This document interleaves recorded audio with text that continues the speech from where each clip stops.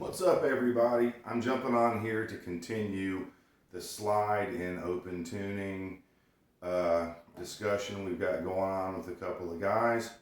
Got some dramatic lighting happening, so let's go for it. All right, so the last time we were talking about taking triads. We talked about G. Let me get some volume on this bad boy. And that shape goes up and down the fretboard. If you want it to be A, B, so, and so on, just like a bar chord. Then we had the one that was straight across that was based off, your open A kind of shape.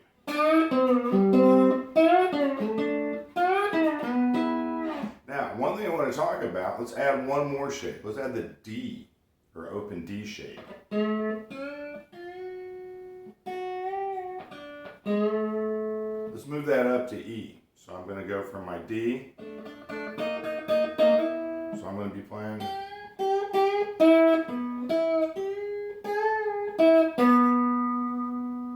Now, let's start to include our 4, which is the note that makes us suspended. Okay, we played that even if we don't know what it is. It's your little finger down on the D string, or on the D chord. That's D suspended. Now, if you want to start playing some sort of Allman Brothers, some Southeast, and take it away from the open sound and get a little bit more of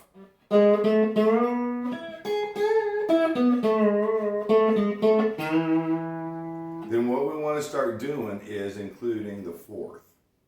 So, let's take a look at playing it in E right now. It's going to be at the 4th fret, G sharp. We go up to the 5th on the B string for E, and then back down to the 4th for a B. Now, let's take this 4th fret and raise it up to the 5th fret, G sharp to A. That's going from our major 3rd to our 4.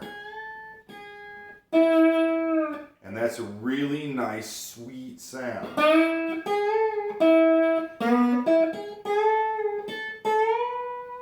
Now, that's a B up there. So if this is a B down here, of course a B up here will work, right? So I'm going to play.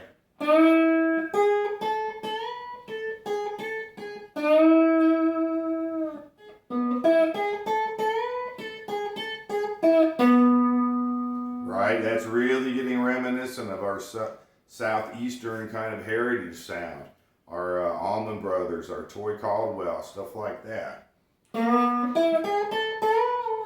Now, let's combine this with our other places from the last video. So now we're in the key of E.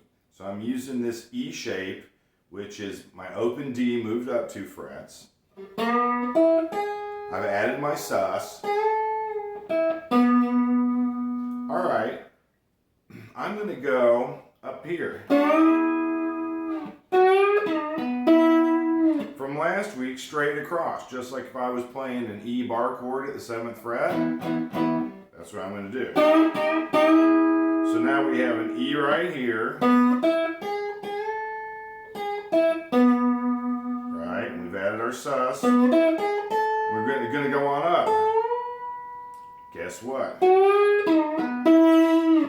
That right there, if I go up from the B, is the top of that E chord, and now I'm going to come down that shape.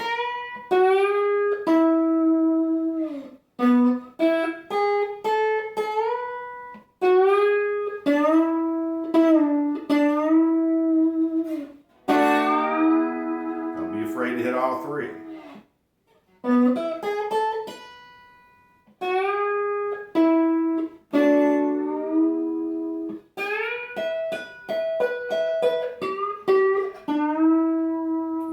Went up to the 12th fret and played the G position from the last video. So,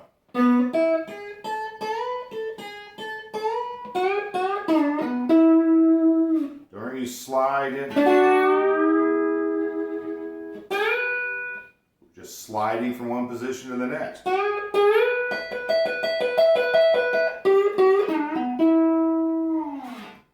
Okay, so that's one way you can add yet another choice of triad shape. Now we've added the sus. Well, if the sus works there, it's going to work every place else, right? So I'll add the sus up here on this guy, which is going to be this if you've ever played it with your little finger.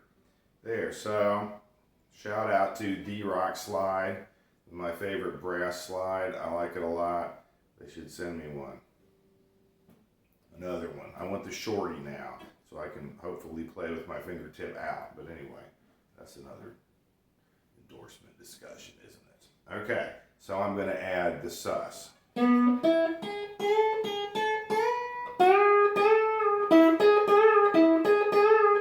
keep in mind, these are the same notes, right? A piano can only play that in one spot. That's the beauty of the guitar, is we're playing a G sharp to an A here